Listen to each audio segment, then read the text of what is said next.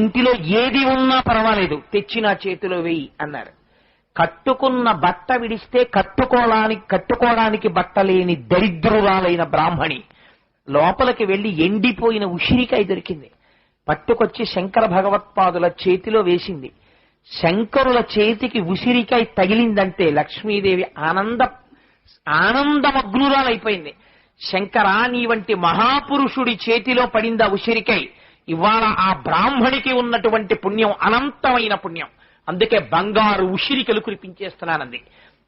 ఆనాడు శంకర భగవత్పాదులు కానీ శంకరాచార్య కృతం స్తోత్రం అన్న మాట మధ్యలో వేసుంటే మనం చదవడానికి ఆ స్తోత్రం పనికిరాదు. ఇది శంకరులు చేసుకున్న స్తోత్రం, శంకరాచార్యుల వారికి పనికొస్తుంది.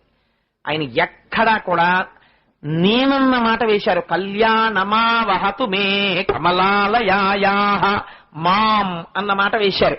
ఇప్పుడు మీరు చదివారు అనుకోండి ఆ స్తోత్రాన్ని,